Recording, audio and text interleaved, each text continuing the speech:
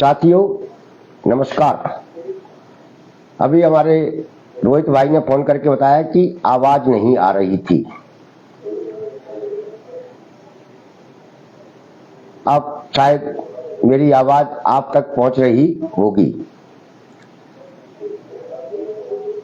आज इस Facebook live चर्चा में एक खबर है और 2-3 मुद्दे हैं जिस पर हम आपसे चर्चा करना चाहते हैं।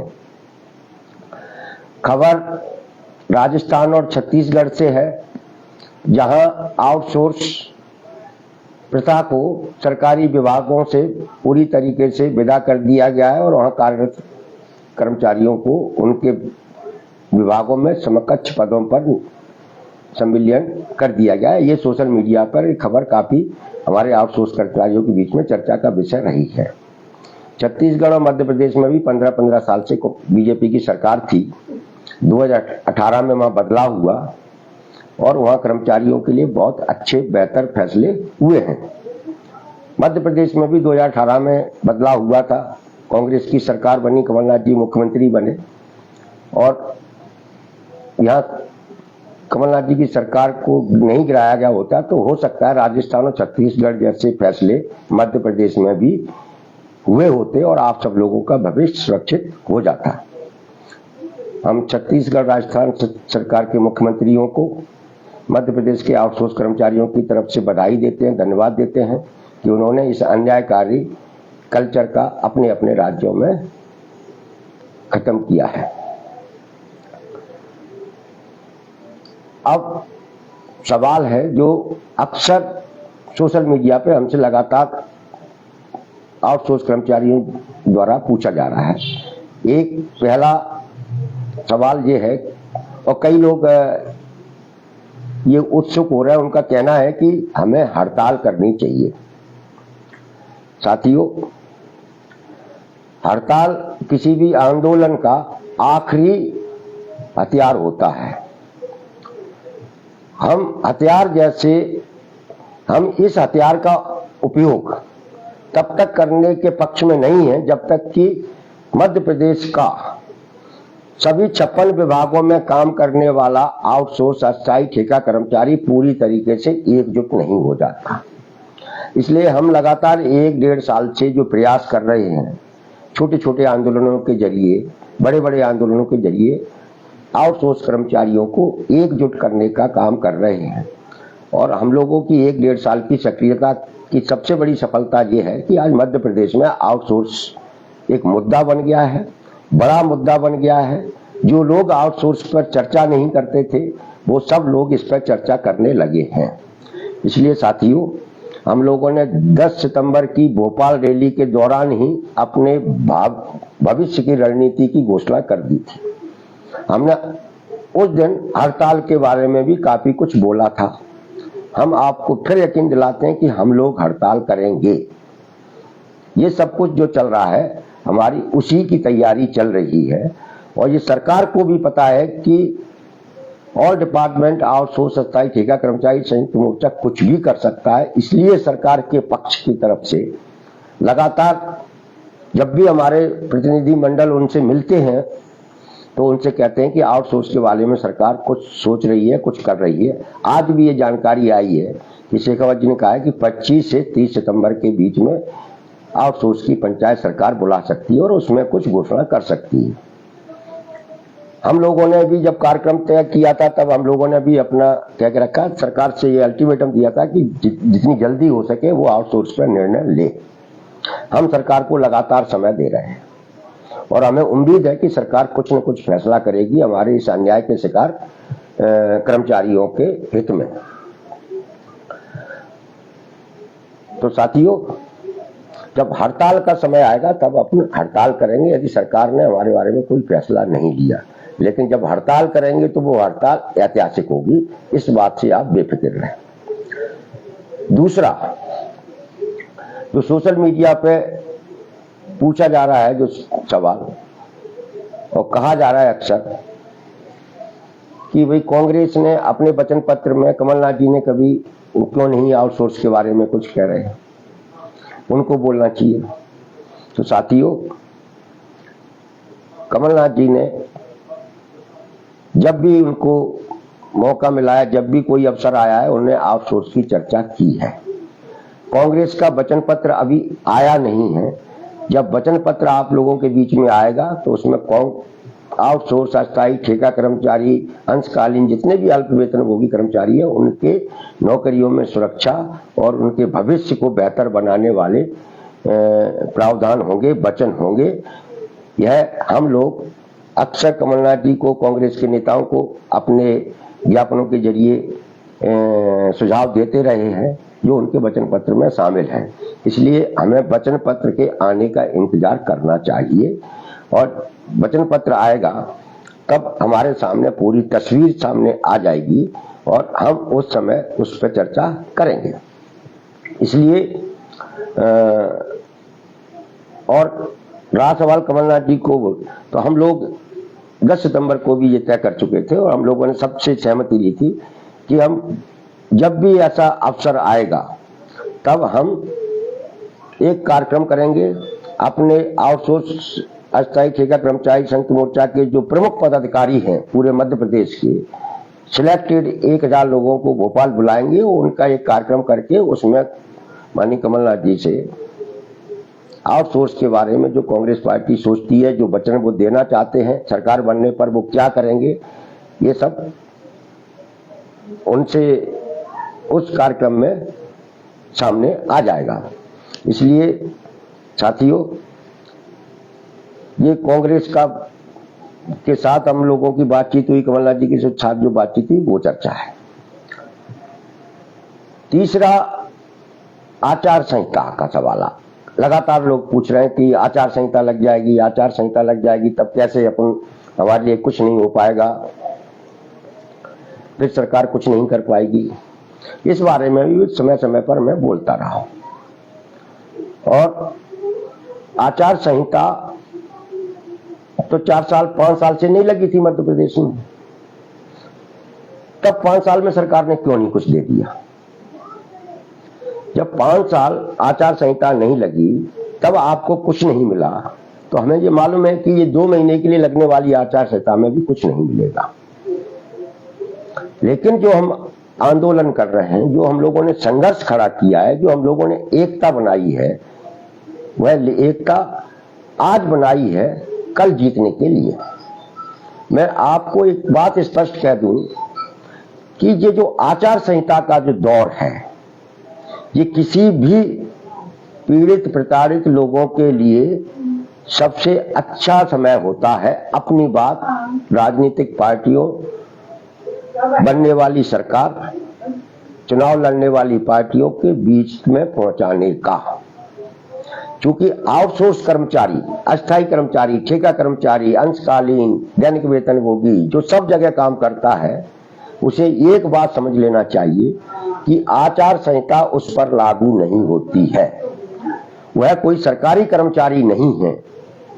जैसा आपको आपके ही दफ्तर में आपके अधिकारी कहते हैं, परमानेंट कर्मचारी आपके साथ व्यवहार करते हैं, वो कहते हैं कि ये तो बाहर का आदमी है, ठेकेदार का आदमी है। आप इस बात को मान लीजिए, आप सरकारी कर्मचारी नहीं है, और ये बात आप मानते भी हैं। हमारी लड़ाई आपको सरकारी कर्मचारी बनवाने की लड़ाई है। जब हम सरकारी कर्मचारी नहीं है तो हमारे ऊपर आचार संहिता कैसे लागू होगी? हमारे ऊपर क्या कार्रवाई करेंगे? कुछ नहीं। और इसलिए हमने बहुत सोच समझकर अपने आंदोलनों के कार्यक्रमों की घोषणा की है। और हम कई बार ये बात स्पष्ट कर चुके हैं कि हम अगर आचार संहिता के दौरान खुद को सक्रिय रखेंगे तो हमको 3 फायदे होंगे। पहला, राजनीतिक पार्टियां जो चुनाव लड़ रही हैं, उनके कानों तक हमारी बात बहुत आसानी से और जल्दी पहुंचेगी। हम उनको ये एहसास कराने में सफल होंगे कि हमारे लिए, हमारी संख्या इतनी है, इसलिए हमारे लिए बात कीजिए, हमारे लिए बात नहीं करोगे तो हम हराने और जिताने की ताकत हम लोग रखते हैं। और ये संदेश आचार संहिता के दौरान हम चुनाव लड़ने वाली पार्टियों को दे सकते हैं। दूसरा, आचार संहिता में जब राजनीतिक पार्टियां वोट मांग रही होंगी, चुनाव प्रचार कर रही होंगी और आप अपने अधिकार की बात कर रहे होंगे, जो उस वातावरण में सबसे अलग तरह की बात होगी, उस बात को आम जनता भी गंभीरता से सुनेगी। और जो हम कह रहे थे लगातार कि हमें आम जनता को ये बताना है कि सरकार के पास सरकारी विभागों में उसके अपने कोई कर्मचारी नहीं है, सब आउटसोर्स कर्मचारी है और हम सरकारी दफ्तरों को हम लोग चलाते हैं। और जिस दिन हमने लोगों को ये समझा दिया कि सरकारी दफ्तर हम चलाते हैं, हम कर्मचारी हैं वहां के, तो निश्चित रूप से उस दिन हम इस लड़ाई को जीत जाएंगे। तीसरा फायदा कि आचार संहिता के दौरान आप अपनी गतिविधियां करेंगे तो आपको मीडिया का कवरेज भी ज्यादा मिलेगा, क्योंकि उस समय अखबारों के पास नेताओं के भाषण और नेताओं के चुनावी सभाओं, चुनाव से संबंधित खबरों के अलावा कोई दूसरी खबर नहीं होगी।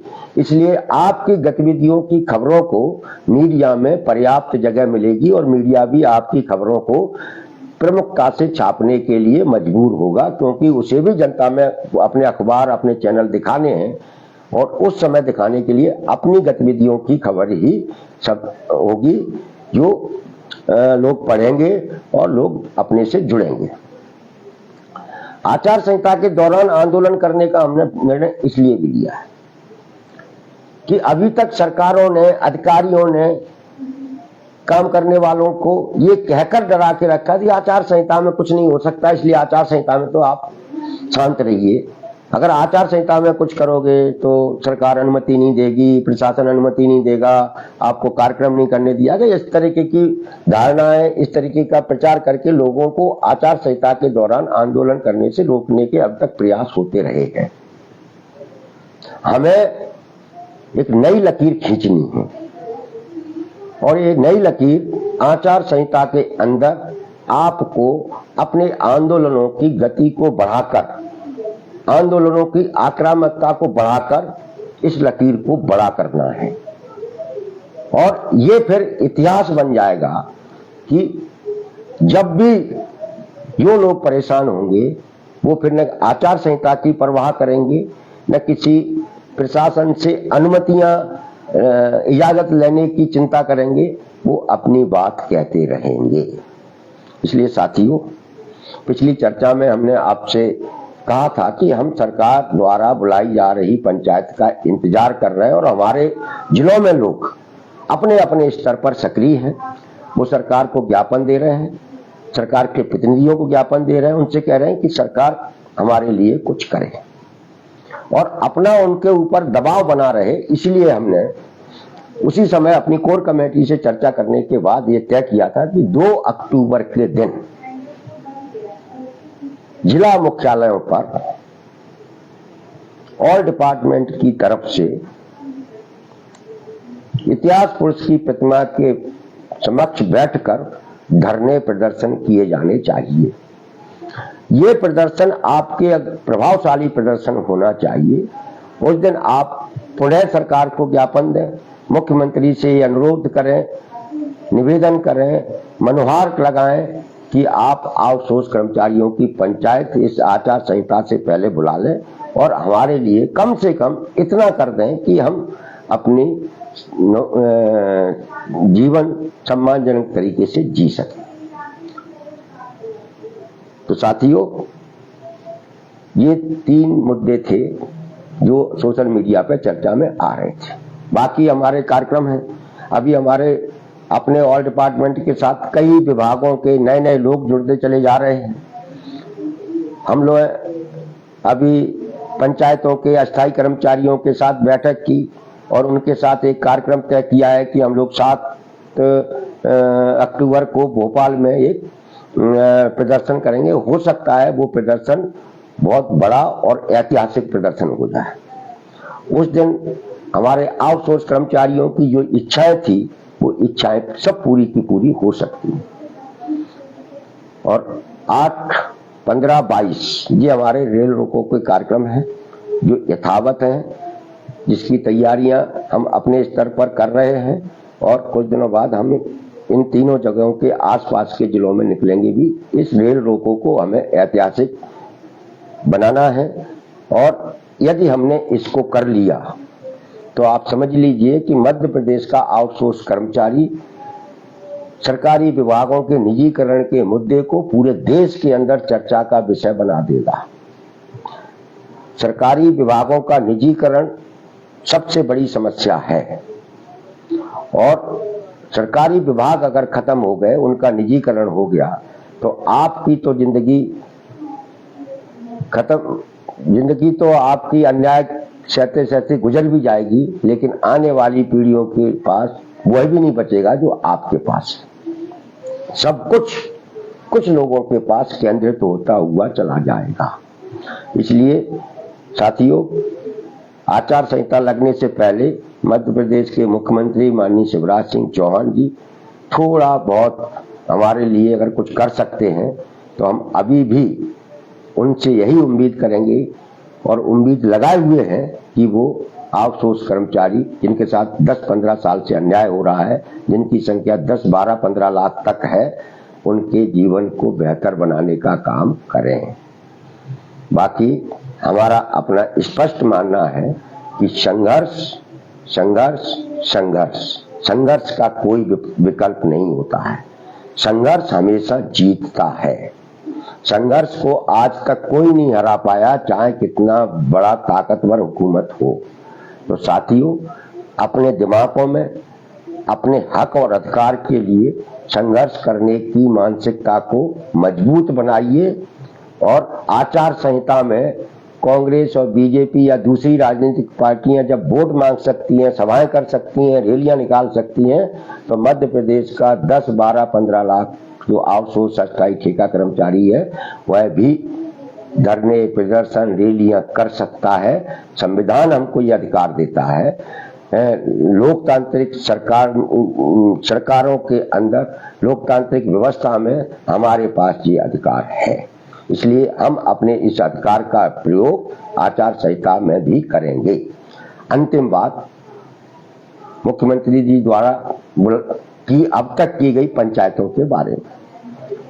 आज हमारी संविदा स्वास्थ्य कर्मचारियों के संगठन के साथ बैठक हुई, वो भी नाराज है, आज तक उनके आदेश नहीं निकले।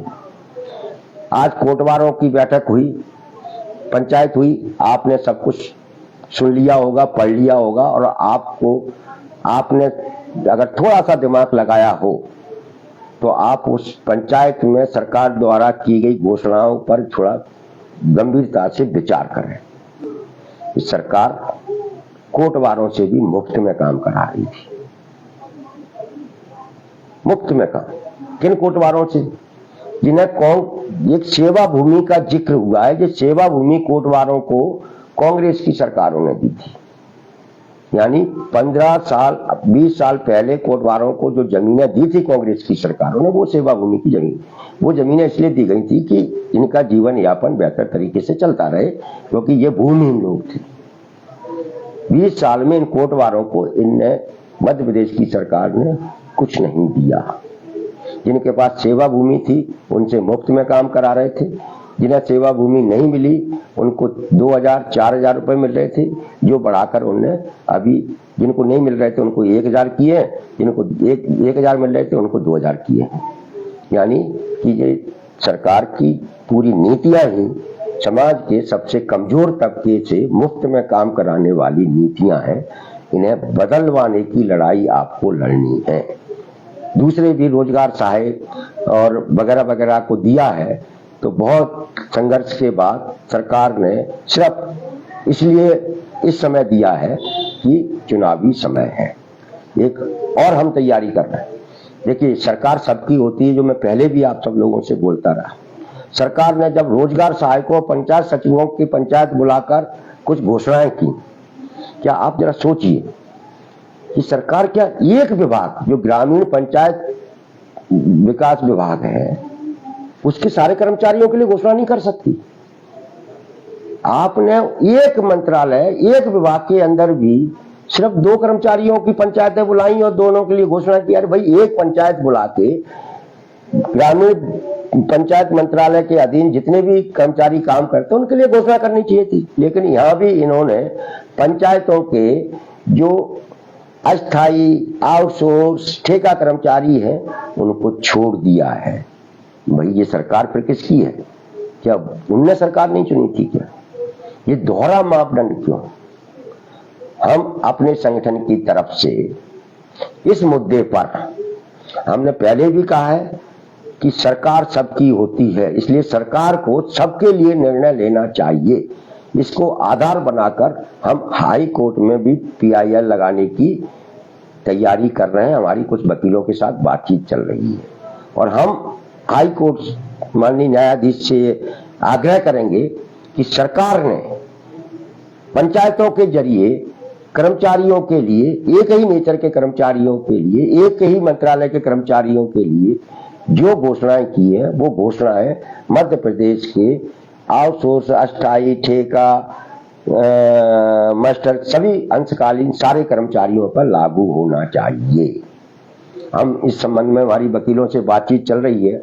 जैसे ही हमारी PIL का ये ठोस चीजें निकल के आ जाएंगी, हम इस मुद्दे पर PIL लगाएंगे, क्योंकि सरकार लोकतांत्रिक सरकार है, लोकतांत्रिक तरीके से चुनी हुई सरकार है। उसने ये शपथ ली है कि हम सबके साथ समान रूप से न्याय करेंगे, लेकिन मध्य प्रदेश में ऐसा नहीं हो रहा है। हमारे मुख्यमंत्री जी चुन चुन के राजा महाराजाओं की तरह घोषणाएं कर रहे हैं, जो संविधान के खिलाफ है, लोकतांत्रिक परंपराओं के खिलाफ है। इसलिए हमने अपने साथियों से चर्चा करके हम हाई कोर्ट जाने की भी बात सोच रहे हैं। तो साथियों, आप चिंता न करें, आपकी लड़ाई बहुत महत्वपूर्ण लड़ाई है। एक ठेका कर्मचारी को सरकारी कर्मचारी का दर्जा दिलाने की लड़ाई है। इस लड़ाई को अपन जीतेंगे, इस बात का हमको तो कम से कम भरोसा इसलिए अब और हमारा मजबूत हुआ है कि जब छत्तीसगढ़ और राजस्थान में हो सकता है तो मध्य प्रदेश में भी हो सकता है। अगर मध्य प्रदेश में ये काम कराना है तो आप लोगों को भी कुछ फैसले करने पड़ेंगे और वो फैसले आपको करने हैं। आपको इस पूरे 3 महीने तक अपनी सक्रियता को बनाए रखना है। आपके जिंदगी के साथ जो खिलवाड़ किया गया है उसको बदला लेने की भावना के साथ आपको अपने आप को सक्रिय रखना पड़ेगा और तभी जाके आप कोई इस अपनी लड़ाई को जीत पाएंगे। हमें उम्मीद है कि आप मेरी बात से सहमत होंगे, आप मेरी भावनाओं को समझेंगे और इस आउटसोर्स आंदोलन को मध्य प्रदेश के कर्मचारियों के इतिहास का सबसे बड़ा, सबसे ताकतवर, सबसे आक्रामक आंदोलन बनाने में ऑल डिपार्टमेंट आउटसोर्स संयुक्त मोर्चा का साथ देंगे। ये काफिला अब निरंतर बढ़ता चला जा रहा है। हम सरकार का इंतजार कर रहे हैं, पंचायत का। अगर नहीं करती है आचार संहिता से पहले तो हम आचार संहिता के दौरान आंदोलनों की झड़ी लगा देंगे। हम यकीन है कि उस दौरान सरकार को, अधिकारियों को मजबूर कर देंगे हमारे बारे में फैसला लेने के लिए। तो साथियों, आप सबको पुनः नमस्कार। अगली बार बहुत जल्दी फिर इसी पेज पर आपसे मुलाकात होगी, नए सवालों के साथ, नई चर्चा के साथ। Thank you.